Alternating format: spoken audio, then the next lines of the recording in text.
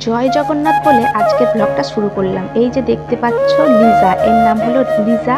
তো অনেক বছর ধরে বলছে তোকে আমাদের বাড়িতে আসতে হবে আসতে হবে। তো ওই নিজের রথ আছে, প্রত্যেক বছর রথটা বের করে, মানে জগন্নাথ দেবের রথটা বের করে সাজিয়ে গুছিয়ে রথ টানে এবং ভোগ টোগও অনেক খাওয়ানো হয়, অনেক বড় করেই আর কি পালন করে রথযাত্রা উৎসবটা।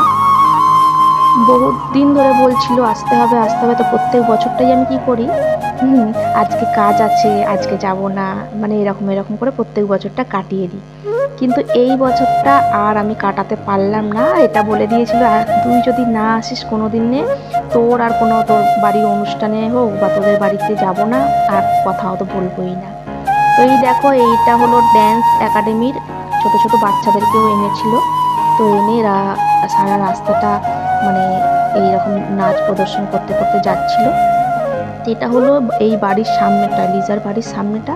এটা ঠিক সালকিয়ার একেবারে নতুন মন্দির যেটা আছে, নতুন মন্দিরের ঠিক পিছন দিকেই।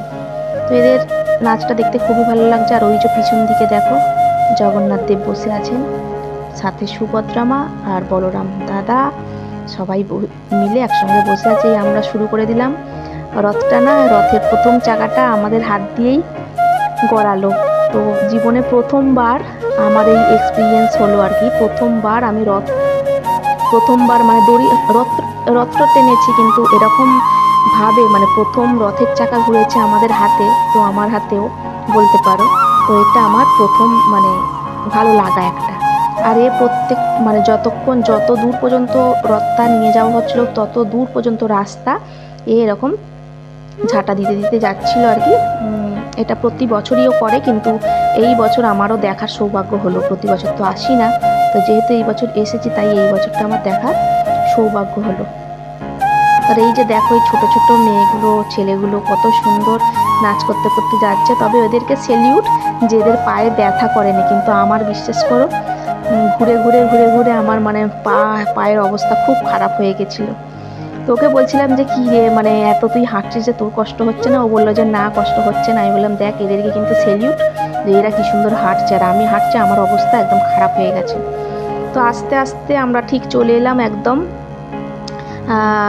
সালকিয়ার যে ছোটো মা আছে ওই ছোটো মার মন্দিরের কাছাকাছি এসে গেছি। এইবার আমরা ছোটো মায়ের মন্দিরের কাছেতে ঢুকবো, মানে গলিটা দিয়ে আর কি আমরা ঢুকবো। তো দেখো এই যে হলো আমাদের ছোট মা হচ্ছে মা শীতলা ছোট মা, যেটা সালকিয়া সবাই জানো, যারা সালকিয়াতে থাকো বা সালকিয়ার আশেপাশে যারা থাকো তারা সবাই জানো যে এটা হলো সালকিয়ার ছোট মা।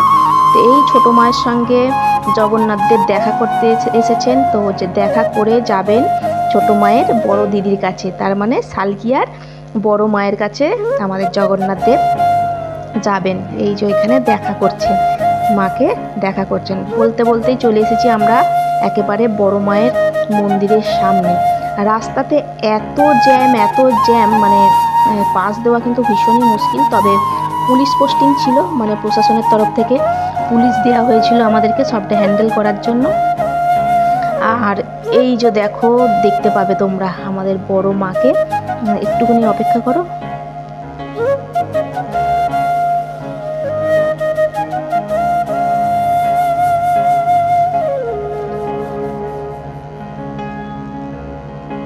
এই যে আমাদের বড় মা, সালকিয়ার বড় মা। যারা চেনো তো চেনোই, আর যারা না চেনো তাদেরকে বলে রাখি ইনি হলেন খুবই জাগ্রত মা। যে কোনো মনস্কামনা তোমরা যদি এখানে এসে পড়ো তোমাদের মনস্কামনা পূরণ হবেই হবে। তো জগন্নাথ দেবের দেখা করা হয়ে গেছে মায়ের সঙ্গে, এবার ফেরার পালা। চলো এবার আস্তে আস্তে ফেরা যাক।